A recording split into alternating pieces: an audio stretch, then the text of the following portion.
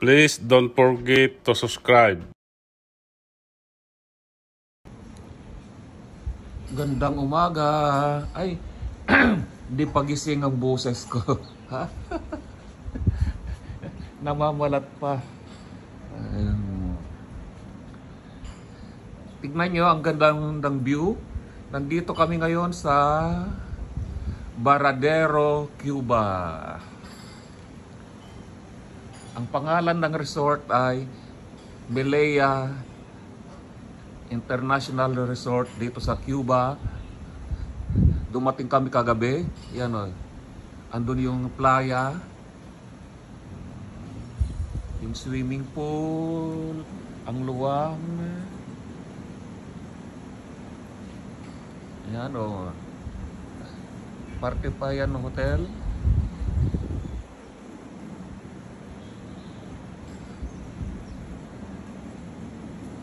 Kung napapansin nyo, may kulay-kulay yung mga tuwalya, nakasampay. Yun pala ay may ibig sabihin. Yung ano yung binok mo, yung label ng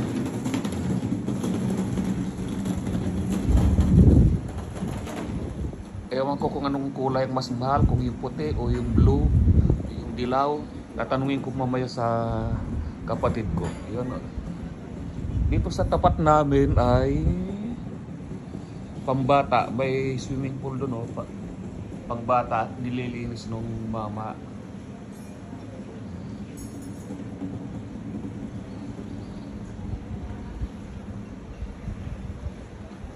Tapos may kinainan kaming restaurant kagabi nung dumating kami. Madaling araw nang nakapag-almusal. Mayroon silang snack bar na 24 hours. Yun o, doon kami kumain. Yan, i-focus ko, doon kami kumain. Pero kabawat kain mo, magbibigay ka ng tip. Pero hindi naman mandatory. Yung iba ay yung isang lahi kagabi, ang daming kinuhang sandwich, tapos may nagpaano pa siya ng gatas ng chupon ng anak niya, hindi nagbigay ng tip. Doon na naman ay restaurant.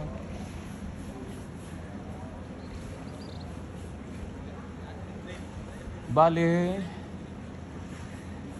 dumating kami kagabi, Lunes. At bali isang linggo kami dito. Uuwi kami ng Canada Lunes din ng gabi. Pero makakarating na kami ng Canada umaga na. Kasi yung flight ay 9 o'clock. Tapos ang dating namin ay may Martes na ng madaling araw. Yan o. Lumataw. Kanina may nakita na akong lumangawi doon sa playa, sa beach. Doon o. Yung kung may nakikita kayo, cottage.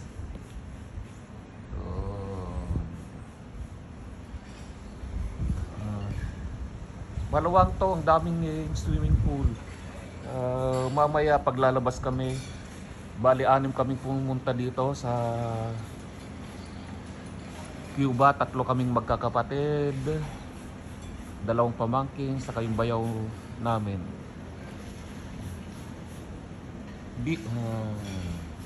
Busy mga trabahador, naglilinis, yung iba nag-iikot.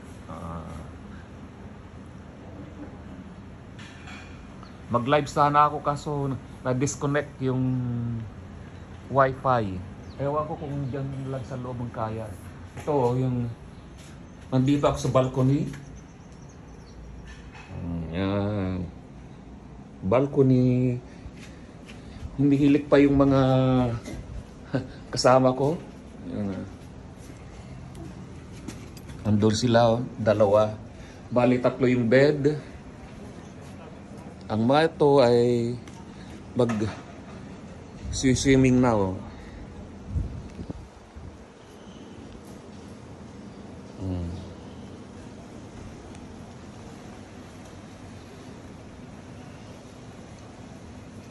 First time ko dito sa Cuba. Bali ito yung pang-8 bansa na pinuntahan ko ngayong taon. Nung winter, January yata yon. Nagpunta kami ng Buffalo, New York.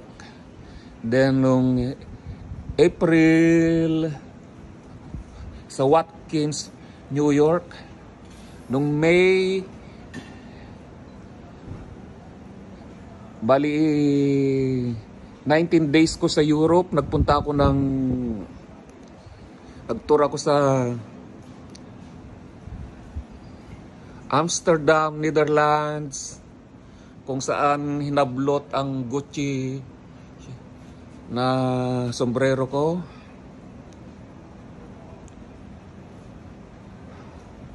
Pagkatapos sa Amsterdam, nagpunta kami ng Heidelberg, Germany. Then sa Lucerne, Switzerland.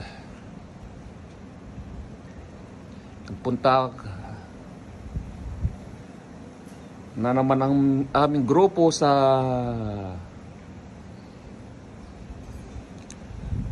Paris, sa France. Tatlo yung pinunta namin sa France, sa Beaune, France,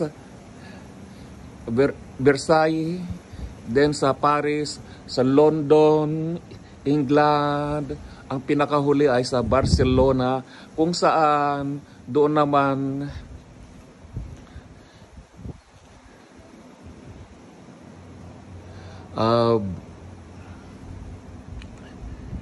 di dumating yung luggage ko. Pagdating ko sa baggage claim, wala akong luggage, kaya nag-shopping ako ng damit ko, good for 5 days.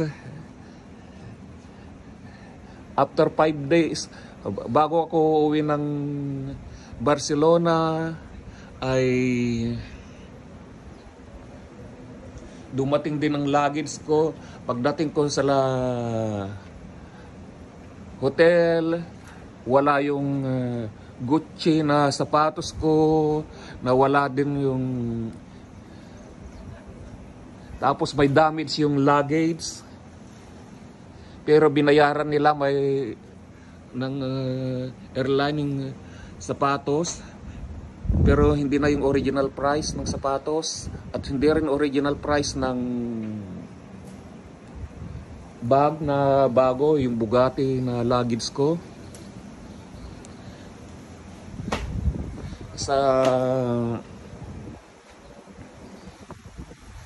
Ngayon hinintay ko pa yung damit ko. Nag-transfer sila pero hindi dumating. So ewan ko kung inimbestigan na or kasi pinuntahan ko 2 beses yung bangko ko kung saan ako nag-open noon. Sabi nila wala silang magagawa doon sa una. Doon sa pangalawang punta ko naman, ibang branch ng bangko ay doon ay ang sinabi sa akin, kontakin ko yung airline dahil wala silang kakayahan na i-trace kung saan yung pera yung binayad sa akin, kundi sila, yung airline ang mag-investigate, mag-trace kung saan yung pera ba posibleng sa bangko or ano. Kaya hinihintay ko pa yung bayad ng damit ko. Kaya ang laking abala nung yung 5 araw na wala akong damit, na kailangan ko pang mag-shopping. Hindi ako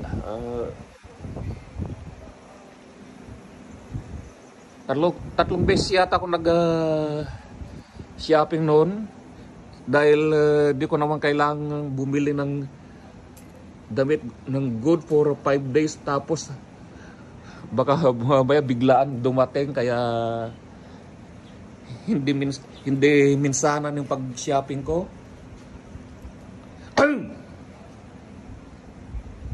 Kaya yun nga, nagkatotoo. Yung damit ay hindi 100% ang bayad. Kasi nga siguro nga dahil magagamit ko pa, kaya magagamit ko naman yung mga damit na binili ko at akin na, kaya hindi 100% bayad. May nagkakayak na yata doon, ha.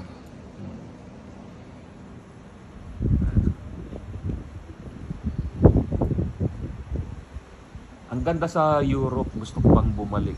Pero ibang bansa naman. Hopefully next year, baka this year wala na. Ito yung pinakahuli ko na pagbakasyonan. Kung magbabakasyon man sa Canada na lang. Iba yung boses ko. Yung flight namin from Toronto to Baradero ay delayed ng 2 hours. Dumating kami dito sa hotel midnight na. Uy, may mga lamok. Pag alas 8 na pero may mga lamok.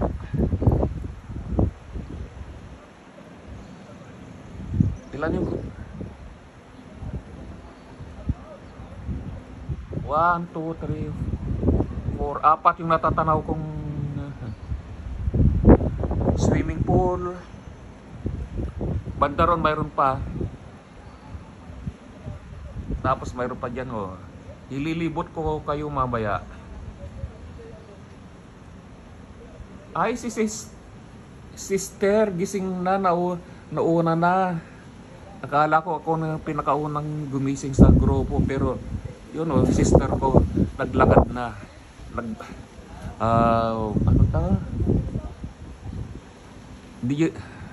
Nag-vlog na rin yan. Malamang nag-video. Yan, oh, siya yung nagwi-wave. Oh, yan, nagwi-wave yung sister ko. Yan, oh, nagwi-wave yung sister ko. Siya naman ay in stream ads, ako ay sa YouTube.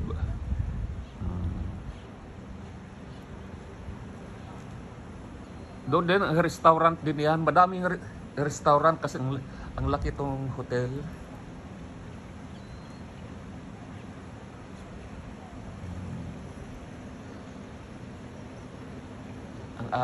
Ganyan. Ayaw kong gisingin yung dalawa para kunin yung susi.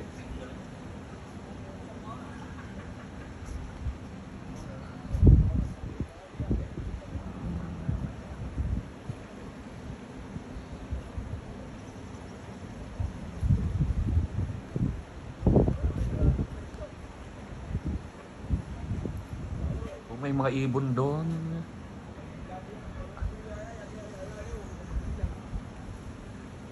Yung may Spanish, may itim din na Spanish. Yung hindi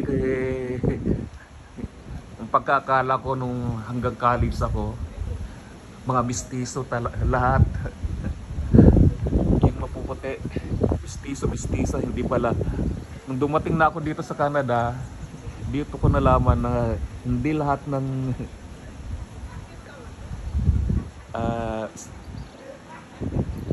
mga Spanish ay mapuputi, may itim din. Mga Cuban may itim din, mga